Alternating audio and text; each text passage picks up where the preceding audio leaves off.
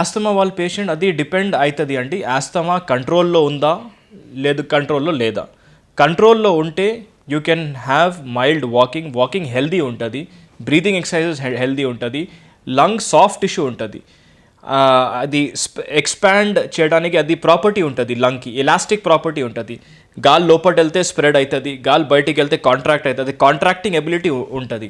కొన్ని వాకింగ్ చేస్తే ఆస్తమా కంట్రోల్లో ఉంటే under inhaler regular inhaler use చేసిన వాళ్ళ ఆస్తమా కంట్రోల్ వాళ్ళ పేషెంట్స్ ఫస్ట్ అంటే నేను ఆస్తమా పేషెంట్స్కి చెప్తాను రెగ్యులర్గా డాక్టర్కి ఫాలోఅప్ చేయాలి.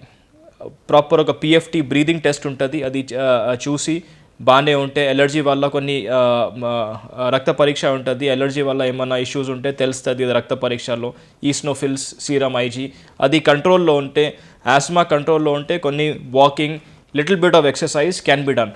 ఆస్మా కంట్రోల్లో లేదంటే మళ్ళీ ఇబ్బంది అవుతుంది, మళ్ళీ కష్టం అవుతుంది, దగ్గు ఆయాసం మళ్ళీ బ్యాడ్ అయిన ఛాన్సెస్ ఉంటుంది. అందుకోసం ఆస్మా కంట్రోల్లో లేదంటే ఫస్ట్ ఆస్మాకి కంట్రోల్లో పెట్టాలి. రెగ్యులర్ ఫాలోఅప్ చేసి ఇన్హేలర్స్ ట్యాబ్లెట్స్ ఎలర్జీ వల్ల మెడిసిన్స్ కొన్ని ఏమైనా ఫుడ్కి ఏమైనా స్వీట్స్కి ఎలర్జీ ఉంటే బ్రెడ్ ఎలర్జీ లేకుంటే ఏమైనా స్వీట్స్లో ఎలర్జీ ఏమైనా ఫ్రూట్స్ ఎలర్జీ ఉంటే అది స్టాప్ చేయాలి. కంట్రోల్ మీద ఉండాలి. కంట్రోల్ ఉంటే కొంచెం ఎక్సర్సైజ్ 30-40 minutes ఆఫ్ ఎక్సర్సైజ్ చేస్తే చాలు. It will definitely help your lung condition అండి.